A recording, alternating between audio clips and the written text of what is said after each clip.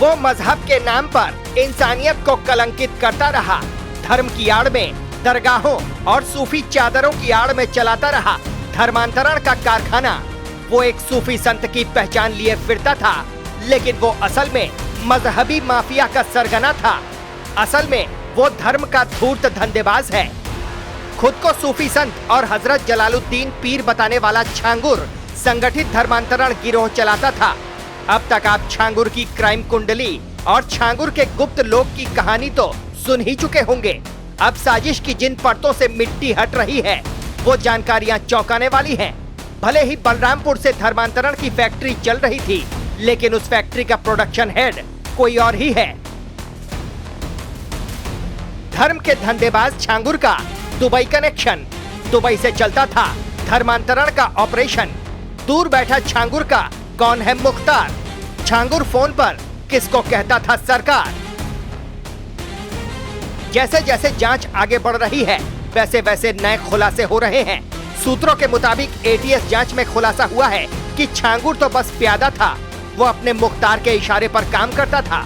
छांगुर को कोई रहस्यमय शख्स फोन करता था, वही हिंदू बेटियों की मासूमियत की कीमत तय करता था। फोन की घंटी बजते ही छांगुर दौड़ पड़ता था फोन उठाने के लिए। उधर से हेलो की आवाज आते ही छांगुर के लबों से सिर्फ हुक्म निकलता था। छांगुर के पीछे एक मास्टरमाइंड था जो उसे पल पल बताता था कि अब उसे क्या करना है, कैसे हिंदू बेटियों की रेट लिस्ट तैयार करनी है। छांगुर को जिस तरह से डायरेक्शन मिलता था, वो वैसा ही करता था। उसके सामने छांगुर सिर्फ दो अल्फाजों का इस्तेमाल करता था, हुक्म और तामील। हुक्म यानी कहिए, तामील यानी आपके आदेश का पालन होगा। फोन कॉल पर छांगुर बस सुनता था। जैसे ही उसे अपने हुक्मरान का आदेश मिलता, उसको पूरा करने में छांगुर बिल्कुल भी देर नहीं लगाता था। ऐसे में आखिर वो मास्टरमाइंड है कौन? ये लाजिम सा सवाल है, लेकिन अभी इसका जवाब नहीं है। इसका जवाब छिपा है छांगुर के फोन में, जिसकी जांच होनी बाकी है। जांच एजेंसियों की रडार से बचने के लिए छांगुर कीपैड वाले फोन का प्रयोग करता था, ताकि उसकी एग्जैक्ट लोकेशन पता ना चल सके। मोबाइल में छांगुर ने अपने नंबर भी सेव नहीं किया था। उसे अपने बॉस का नंबर जुबानी याद था। मतलब साफ है, किसी भी तरह के सुराग की कोई गुंजाइश ही नहीं। छांगुर को हफ्ते में सिर्फ एक दिन उसका बॉस कॉल करता था। कुछ समय की बातचीत में ही वो धर्मांतरण की पूरी स्क्रिप्ट का मजमून बताता था। छांगुर हुक्म हुक्म और तामील कहता रहता था, ताकि किसी को किसी भी तरह का कोई शक न हो।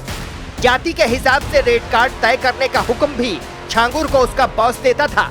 रेट कार्ड ये सिर्फ मजहब बदलने की कीमत नहीं थी, ये उस मासूमियत की कीमत थी जिसमें किसी हिंदू बेटी को प्रेम जाल में फंसाकर लूटा जाता था। खैर, कभी कभी सिर्फ पैसों से बात नहीं बनती थी, लिहाजा इसके लिए भी एक मास्टर प्लान बनाया गया। धर्मांतरण के लिए दुबई से ट्रेनर बुलवाता था। दुबई से मौलाना को बुलवा कर देता था ट्रेनिंग। हिंदू देवी देवताओं के विरोध के लिए किताबें लिखी गई। किताब को बड़े पैमाने पर छापने की तैयारी थी। प्रशिक्षण के लिए 2 आलीशान कोठियां बनाई। कोठियों में तहखाने की तरह बनाए गए थे रूम। छांगुर ने खुद शिजरे तैयबा किताब लिखी, जिससे लोग इस्लाम को आसानी से समझ सके। मतलब साफ है, धर्मांतरण के लिए पैसों से लेकर किताबों तक का सहारा लिया जाता था। अगर पैसों से धर्म की कीमत न लग सकी, तो हिंदू देवी देवताओं के बारे में गलत जानकारी देने वाली किताब का सहारा। और अंत में छांगुर का मास्टर प्लान, दुबई वाले मौलाना से ब्रेन वॉश का मकड़ जाल।